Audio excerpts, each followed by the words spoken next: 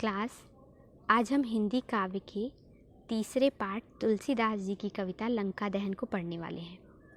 लंका दहन तुलसीदास जी की रचना कवितावली से ली गई कविता है, जो कि कवित्त छंद में लिखी गई है और इसमें भयानक रस का प्रयोग हुआ है।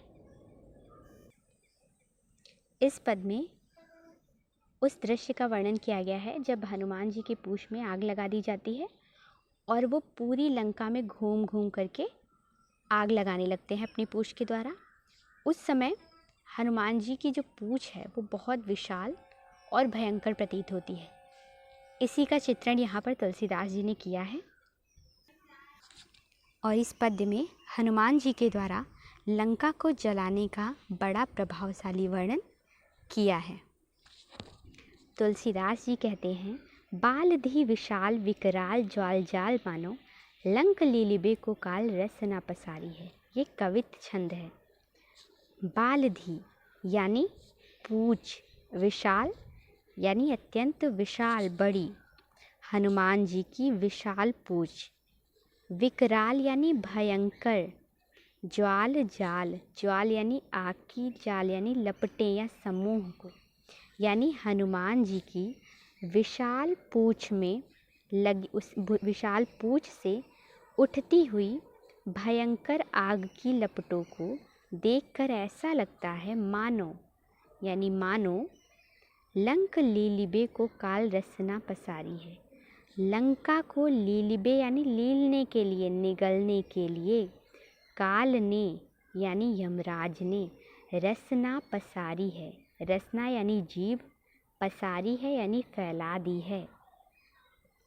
हनुमान जी की विशाल पूंछ में लगी हुई भयंकर आग से उठती हुई लपटों को देखकर ऐसा प्रतीत होता है मानो लंका को निगलने के लिए काल ने अपनी जीभ फैला दी है। यानी आग की जो लपटें हैं वो भी लाल हैं और जीभ का रंग भी लाल होता है। तो तुलसीदास जी यहाँ पर तुलना करते हुए कहते हैं कि मानो लंका को निगलने के लिए यमराज ने अब अपनी जीभ फैला दी है। कैंधो व्योम बीथिका भरे हैं भूरि धूम केतु, वीर रस वीर तरवार सी उघारी है। कैंधो अर्थात अथवा, इसमें तुलसीदास जी बहुत प्रकार की संभावनाएं करते हैं। कैंधो यानी अथवा, व्योम वीथिका, व्योम यानी आकाश और वीथिका यानी मार्ग में, आकाश मार्ग में, भरे हैं भूर यानी अनेक, धूमकेतु यानी आकाश मार्ग में कभी कभी ऐसा लगता है कि मानो आकाश मार्ग में अनेक धूमकेतु भर गए हैं। धूमकेतु यानी पुच्छल तारे जो बहुत तेजी के साथ चमकते हैं। तो तुलसीदास जी कहते हैं कभी कभी तो ऐसा लगता है कि आकाश मार्ग में मानो अनेक धूमकेतु घूम रहे हों, अनेक पुच्छल तारे चमक रहे हों। और कभी कभी ऐसा लगता है कि वीर रस वीर तरवार सी उघारी है, कि जो वीर रस रूपी वीर है उसने अपनी तलवार उघारी है यानी निकाल ली है। यानी साक्षात जो वीर रस है उसने ही अपनी तलवार यहाँ पर निकाल ली है।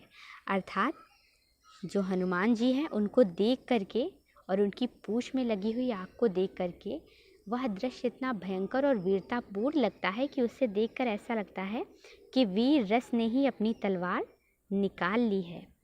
तुलसी सुरेश चाप। अब तुलसीदास जी कहते हैं, या फिर कभी कभी ऐसा लगता है कि यह सुरेश यानी इंद्र का, सुरों के ईश यानी इंद्र का चाप यानी धनुष है। तुलसीदास जी कहते हैं कभी कभी यह लगता है कि जैसे यह इंद्र धनुष हो। कैंधो अथवा कभी कभी ऐसा लगता है दामिनी कलाप, दामिनी यानी बिजली की, कलाप यानी चमक हो। या फिर कभी कभी ऐसा लगता है कि तेजी से बिजली चमक रही हो। कैंधो चली मेरुते क्रसानु सरी भारी है। और कभी कभी उस आग से उठती लपटों को देखकर ऐसा लगता है कि चली मेरुते, मेरु यानी सुमेरु पर्वत से, क्रसानु सरी, क्रसानु यानी आग की, सरी यानी सरिता यानी नदी बह चली है। अथवा ऐसा लग रहा है कि सुमेरु पर्वत से आग की एक नदी बहती चली आ रही है, क्योंकि वो जो आग की लपटें हैं, वो जो आग है वो पूरी लंका को धीरे धीरे अपने वश में कर रही है और लंका में फैलती जा रही है। उसको देखकर ऐसा लगता है कि मानो सुमेरु पर्वत से कोई आग की नदी बहती चली आ रही है। देखे जातु धान जातु धानी अकुलानी कहें। देखे यानी इस दृश्य को देखकर जातु धान यानी जो राक्षस है और जातु धानी यानी जो राक्षसनियाँ हैं वो अकुलानी कहें, वो व्याकुल होकर के कहती हैं, कानन उजार्यो। कानन यानी कि वनों को या फिर बागों को, उजार्यो यानी उजाड़ दिया है।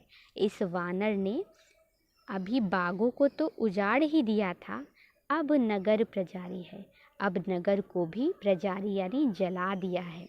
यानी वो व्याकुल होकर त्राही त्राही करते हुए इधर उधर घूमते हुए कहते हैं कि अरे उस वानर ने पहले बाग को तो उजाड़ ही दिया था, अब तो उसने नगर को भी जला दिया है।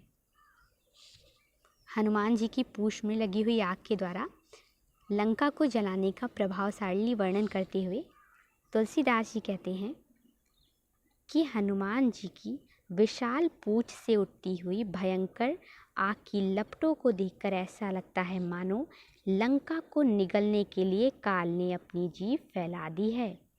अथवा आकाश मार्ग में धूमकेतु चमकने लगे हैं, अनेक धूमकेतु चमक रहे हैं।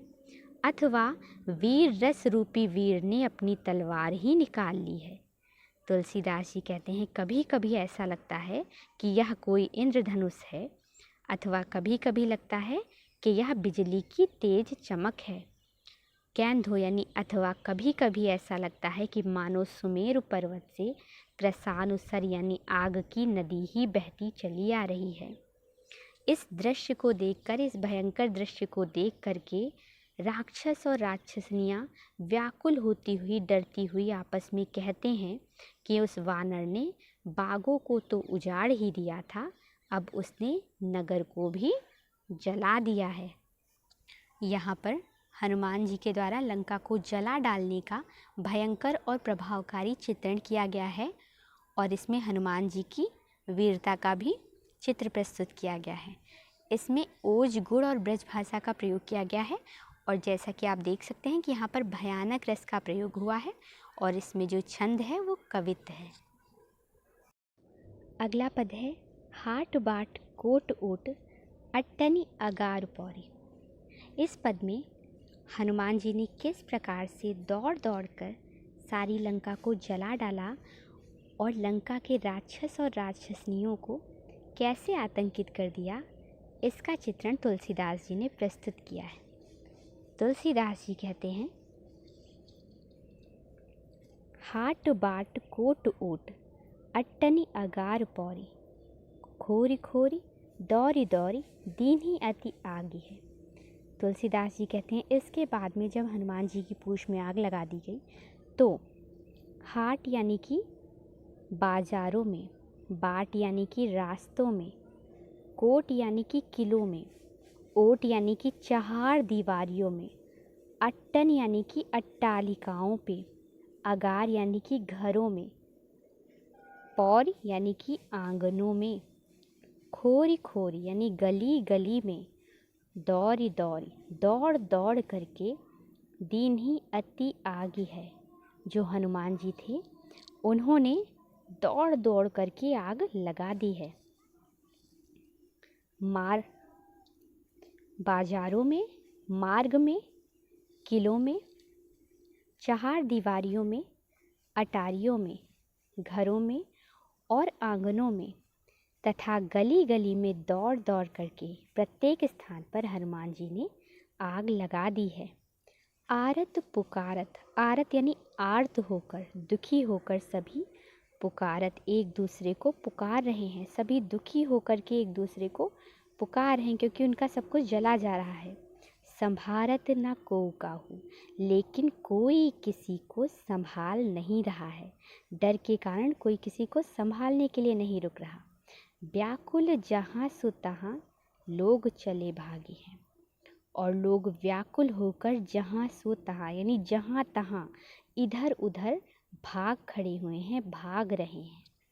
तुलसीदास जी कहते हैं कि हनुमान जी ने बाजारों में, मार्गों में, किलों में, चहार दीवारियों में, अटारियों में, घर आंगन और गली गली में, यानी प्रत्येक स्थान पर दौड़ दौड़ करके आग लगा दी है। सभी दुखी होकर एक दूसरे को पुकार रहे हैं, लेकिन कोई किसी को संभाल नहीं रहा है। सभी व्याकुल होकर जहाँ तहाँ भागे चले जा रहे हैं।